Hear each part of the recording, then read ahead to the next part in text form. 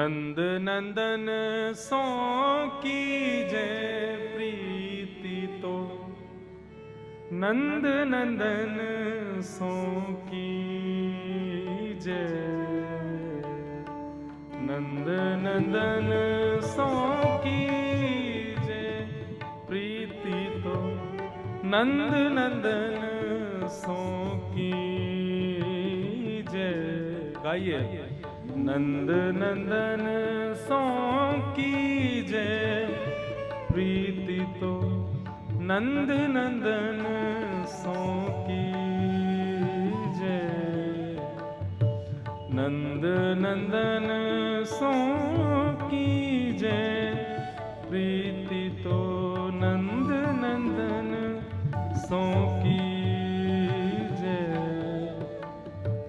संपत्ति विपत्ति परे परताप, संपत्ति विपत्ति परे प्रतिपाले। संपत्ति मिले चाहे विपत्ति आवे, हर स्थिति में हमारे प्रतिपालक कौन है? यही है। बहुत धन मिल जाए तो भी यही प्रतिपालक हैं, और बहुत विपत्ति आ जाए तो भी यही प्रतिपालक हैं। संपत्ति विपत्ति परे प्रतिपालक, संपत्ति विपत्ति परे प्रतिपालक।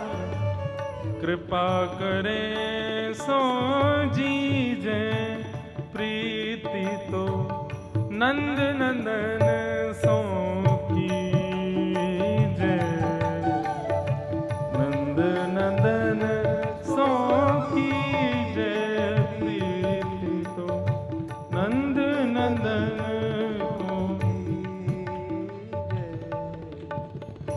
हस्त कमल की छाया राखे, हस्त कमल की छाया राखे।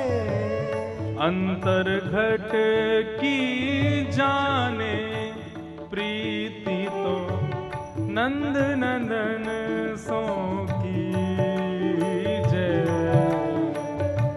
अंतर घट की जाने प्रीति तो, नंद नंदन सो की। श्री बंधुओं देखो, भजन अलग चीज होती है। ये जो अभी हम गा रहे हैं इसको कहते हैं पद। क्या कहते हैं? पद। ये वैष्णव भक्तों ने गाए हैं, और इन जैसे भजन जब सुनते हैं ना तो कई लोगों के हाथ पैर थिरकते हैं नाचने के लिए, लेकिन जब पद सुनते हैं ना तो मन रूपी मयूर नृत्य करता है, इसमें हाथ पैर नहीं थिरकते। और भजन सुनकर के जीवात्मा प्रसन्न होता है, लेकिन इन पदों को सुन के साक्षात परमात्मा प्रसन्न होता है। इसलिए इन पदों को जरूर गाना चाहिए। परमानंद दास जी कह रहे हैं, अरे भाई संसार के लोगों से क्या संबंध रखना। जब संपत्ति होगी तो तुम उनके लिए भैया बन जाओ, तुम उनके जीजा बन जाओ, तुम उनके भैया अंकल बन जाओ।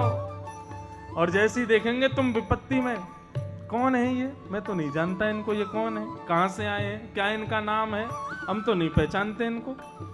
विपत्ति में पड़े हुए व्यक्ति को अपने भी स्वीकार नहीं करते, और संपत्ति में पड़ा हुआ कोई पराया भी हो तो भी अपना ही लगता है। अरे ये तो हमारे ही हैं। कैसे तुम्हारे? हमारे पड़ोसी के भाभी के बेटा के, और ये ऐसे करके वो वहां से संबंध आए तो समीप ही है हमारे, पैसा वाला है ना। लेकिन ठाकुर जी ऐसे नहीं है। अत्यंत संपत्तिवान राजा अम्बरीश भी ठाकुर जी का चेला है, और अत्यंत दीन सुदामा भी ठाकुर जी का प्रिय है। परमानंद इंद्र सो वैभव, परमानंद इंद्र सो वैभव, परमानंद इंद्र सो वैभव, परमानंद इंद्र सो वैभव। विप्र सुदामा पायो प्रीति तो, नंद नंदन सो की